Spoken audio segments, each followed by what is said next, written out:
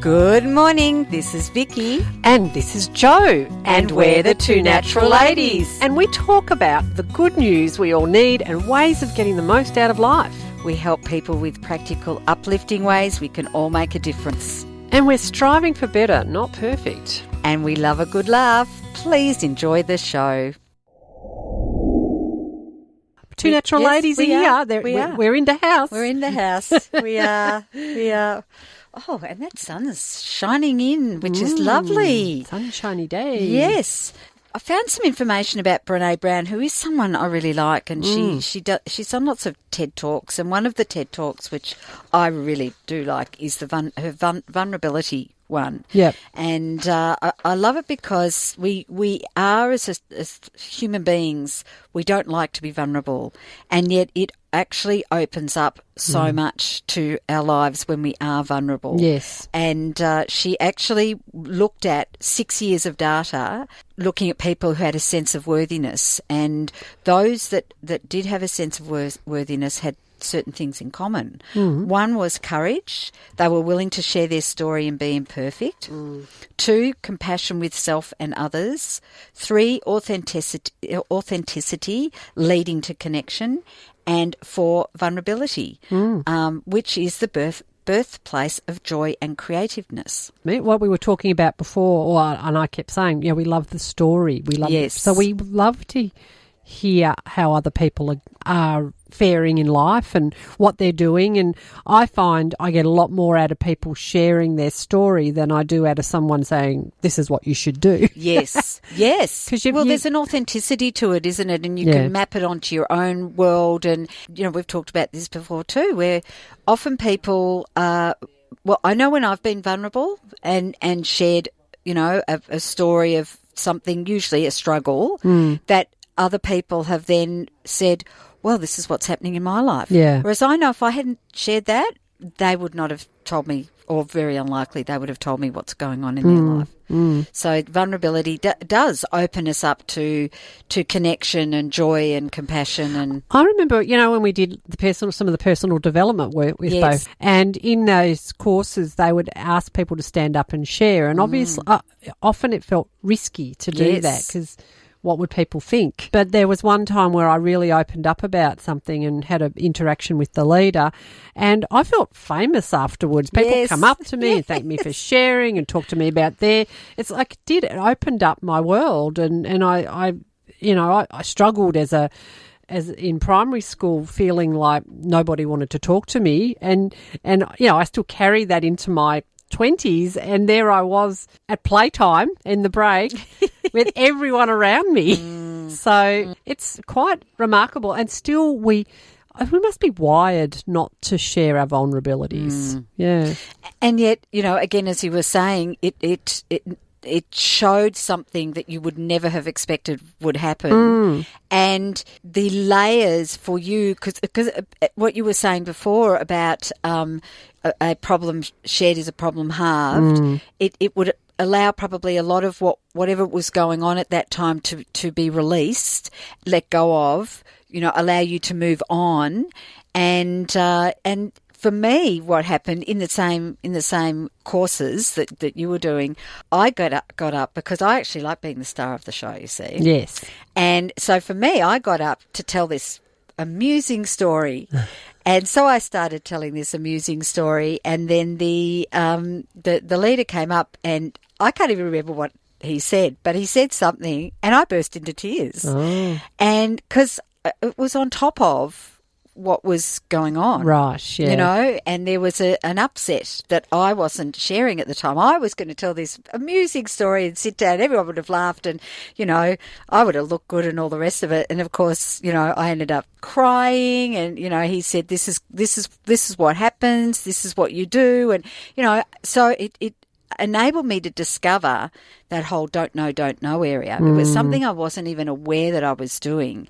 So it was, but at the time I felt like such an idiot to be crying in front of all these people. And again, like you, afterwards, everybody came up and thanked me and said, oh my gosh, that reminded me of when I'd done this. And so it was a real opening for people. And yet, at the time I felt like such an idiot.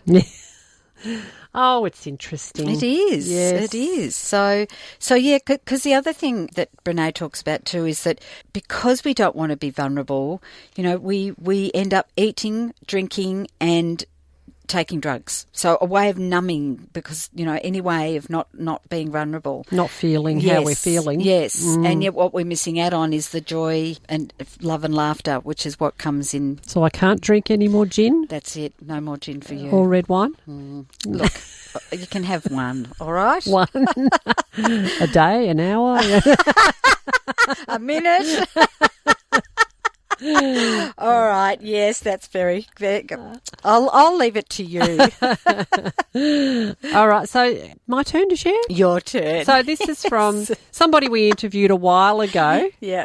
Vive is the name of the book by Deborah Pascoe.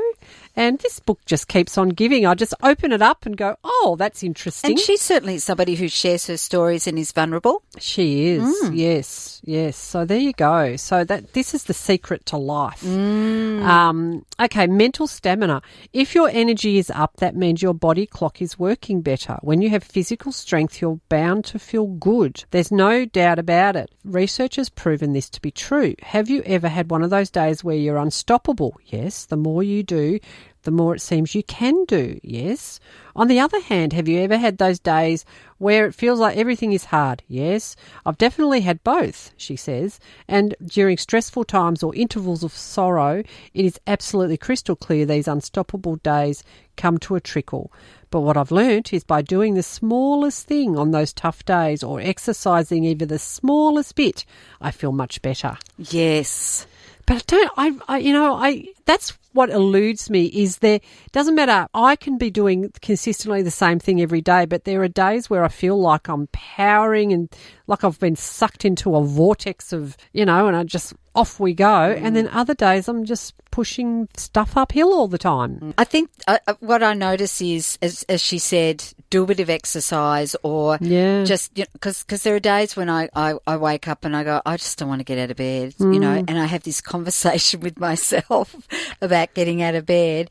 And then in the end I go, no, you're getting out of bed. And then I'll go for my walk and then I feel so much better. Yeah. Now, I still might struggle in that day, but it's sort of like taking those steps forward. It tends to chip away a bit at the whatever that struggle is that's going on that we often don't even know what it is and why it is. Well, actually on Saturday I was struggling quite a bit and I didn't know why because I'd been walking. I'd been doing, and I was just tired. So I decided I'm struggling today, and I think I was physically struggling. I might have even been battling, when you start to get a cold and you're just a bit low. So I thought I'm just going to rest for the rest of the day when I got home, and the next day I woke up, I was feeling up again. Yeah, and that's the thing. It's allowing ourselves to have some time to rest and recuperate and at the same time but noticing our conversation. Well, yes, but also head chatter, the sabotaging that we can do with each other. Yes, to ourselves. So just being aware of, is this that I need to have some time off, or is this me not wanting to? Oh, there's so many variables there, isn't there? I know. And I was reading somewhere, I'm just trying to see if I actually took a screenshot of it, like being our own worst enemy. Yes. And something like I was bullied when I was younger, and it was her who bullied herself. She was saying she bullied herself. Knowing our happiness triggers can be just as important as knowing our anger triggers.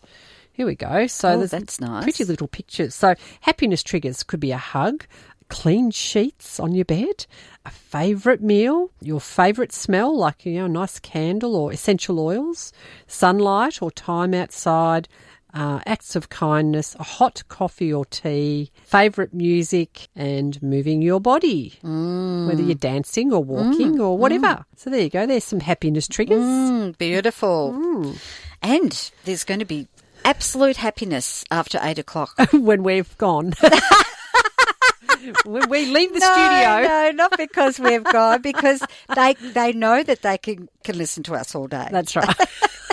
back and listen to our podcast. That's right. Yes. There's so much. So I was trying to work out the other day, because people ask us, what's your show about? And I'm like, I don't know, everything. But I decided to write, it's like, when you sit down, you have a good cup of tea. Yes, I love that. We're having a good cup of tea and solving all the problems of the world. Yes. That's what our show's about. That's right. You've been listening to the Two Natural Ladies podcast. Visit twonaturalladies.com.au for more information. Thanks for joining us.